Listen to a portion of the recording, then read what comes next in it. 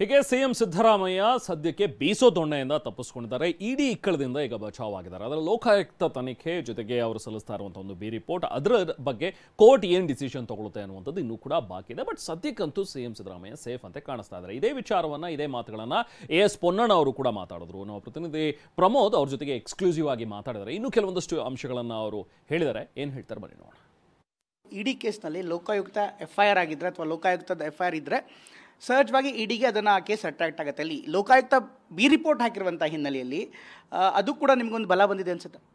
ಹೌದು, ಈಗ ಪ್ರಿಡಿಕೇಟ್ ಅಫೆನ್ಸನ್ನು ತನಿಖೆಯನ್ನು ಲೋಕಾಯುಕ್ತ ಸಂಸ್ಥೆಯವರು ಮಾಡಿದರು. ಲೋಕಾಯುಕ್ತ ಸಂಸ್ಥೆ ಅಂದರೆ ಲೋಕಾಯುಕ್ತ ಪೊಲೀಸ್ನವರು ಬಿ ಅಂತಿಮ ವರದಿಯನ್ನು ಸಲ್ಲಿಸಿ ಈ ಅಪರಾಧದ ಆರೋಪ ಏನು ಮಾಡಿದ್ದಾರೆ, ಆ ಅಪರಾಧ ಕಂಡು ಬರ್ತಾ ಇಲ್ಲ, ಸಾಕ್ಷಿ ಆಧಾರಗಳಿಲ್ಲ ಅಂಥೇಳಿ ಸ್ಪಷ್ಟವಾಗಿ ಅವರು ಬಿ ರಿಪೋರ್ಟನ್ನು ಕೂಡ ನ್ಯಾಯಾಲಯಕ್ಕೆ ಕೊಟ್ಟಿದ್ದಾರೆ. ಇವತ್ತು ನ್ಯಾಯಾಲಯ ಅದನ್ನು ಇನ್ನೂ ತೀರ್ಮಾನವನ್ನು ತಗೊಂಡಿಲ್ಲ. ಯಾಕೆಂದರೆ ಬಾಕಿ ಇರುವಂಥ ಭಾಗ ಏನಿದೆ, ಮುಂದಕ್ಕೆ ಮಾಡಿರುವಂಥ ಆರೋಪದ ಭಾಗ ಏನಿದೆ, ಅದರ ತನಿಖೆಗೆ ನಮಗೆ ಕಾಲಾವಕಾಶ ಕೊಡಿ ಅಂತ ಲೋಕಾಯುಕ್ತ ಪೊಲೀಸ್ನವ್ರು ಕೇಳಿದ್ದಾರೆ.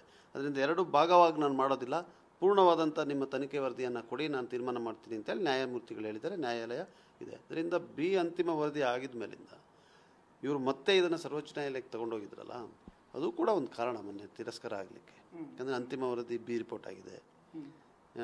ಕೋರ್ಟು ಸ್ಪಷ್ಟವಾಗಿ ಪ್ರೊಸೀಡ್ಸ್ ಆಫ್ ಕ್ರೈಮ್ ಇಲ್ಲ ಅಂತ ಹೇಳಿದ್ದಾರೆ. ಆ ಪ್ರೊಸೀಡ್ಸ್ ಆಫ್ ಕ್ರೈಮ್ ತಮ್ಮ ಪ್ರಕಾರ ಕೂಡ 14 ನಿವೇಶನ ಮಾತ್ರ. ಪ್ರೊಸೀಡ್ಸ್ ಆಫ್ ಕ್ರೈಮೇ ಇಲ್ಲ ಅಂದಮೇಲೆ ಮನಿ ಲಾಂಡ್ರಿಂಗ್ ಪ್ರಶ್ನೆನೇ ಬರೋದಿಲ್ಲ.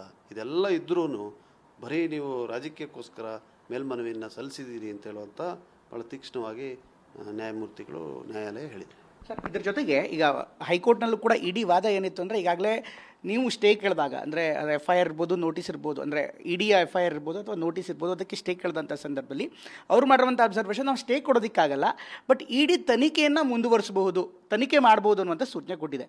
ಅಂದರೆ ಮೂಡಾದಲ್ಲಿ ಕೇವಲ ಸಿದ್ದರಾಮಯ್ಯ ಪ್ರಕರಣ ಒಂದಲ್ಲ, ಬೇರೆ ಬೇರೆ ಪ್ರಕರಣಗಳು ಕೂಡ ಇದೆ. ಈಗ ಇಡಿಗೆ ತನಿಖೆ ಮುಂದುವರಿಸಬಹುದು ಅಂತ ಹೈಕೋರ್ಟ್ ಸೂಚನೆ ಕೊಟ್ಟಂಥ ಸಂದರ್ಭದಲ್ಲಿ ಅಂದರೆ ಯಾವ ಭಾಗವನ್ನು ಮಾತ್ರ ಅವರಿಗೆ ತನಿಖೆ ಮಾಡೋಕ್ಕೆ, ಸಿದ್ದರಾಮಯ್ಯ ಅವರ ಪ್ರಕರಣ ಬಿಟ್ಟು ಉಳಿದಿದ್ದು ಮಾತ್ರ ಮಾಡ್ಬೋದಾ, ಹೇಗೆ?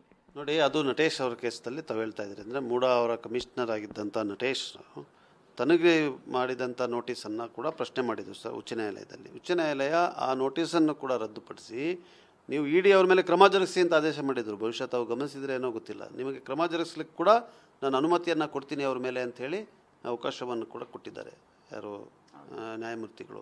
ಅದರ ಮೇಲೆ ಮೇಲ್ಮನವಿ ವಿಭಾಗೀಯ ಪೀಠ ಮುಂದೆ ಇಡಿನವರು ಸಲ್ಲಿಸಾಗ ಮಧ್ಯಂತರ ಆದೇಶ ಏನು ಮಾಡಿದ್ರು ಅಂತ ಹೇಳಿದ್ರೆ, ನಾನು ಈ ಆದೇಶಕ್ಕೆ, ಏಕಸದಸ್ಯ ಪೀಠದ ಆದೇಶಕ್ಕೆ ತಡೆಯಾಜ್ಞೆಯನ್ನು ಕೊಡೋದಿಲ್ಲ, ಆದರೆ ಈ ಆದೇಶ ಇರೋದ್ರಿಂದ ತನಿಖೆಯನ್ನು ನೀವು ಮುಂದುವರಿಸೋದಕ್ಕಾಗೋದಿಲ್ಲ ಅಂತ ಹೇಳೋದು ಸರಿಯಲ್ಲ, ನೀವು ತನಿಖೆ ಬೇಕಾದರೆ ಮುಂದುವರಿಸ್ಕೊಳ್ಳಿ ಅಂತ ಹೇಳೋದು. ಅದಕ್ಕೆ ಯಾರ್ದು ಕೂಡ ಆಕ್ಷೇಪಣೆ ಇರೋಕ್ಕೆ ಸಾಧ್ಯ ಇಲ್ಲ. Thank you so much sir, ಧನ್ಯವಾದ ನಿಮ್ಮ ಜೊತೆ ಮಾತಾಡೋದಕ್ಕೆ. ಇದಿಷ್ಟು ಪೊನ್ನಣ್ಣ ಅವರು ಹೇಳ್ತಾ ಇರುವಂಥ ಮಾತು. ಕ್ಯಾಮ್ರಾ ಪರ್ಸನ್ ಮಂಜುನಾಥ್ ಜೊತೆ ಪ್ರಮೋದ್, TV9 ಬೆಂಗಳೂರು. ಇದು ಸಿಎಂ ಕಾನೂನು ಸಲಹೆಗಾರ ಪೊನ್ನಣ್ಣ ಅವರ ಮಾತುಗಳು.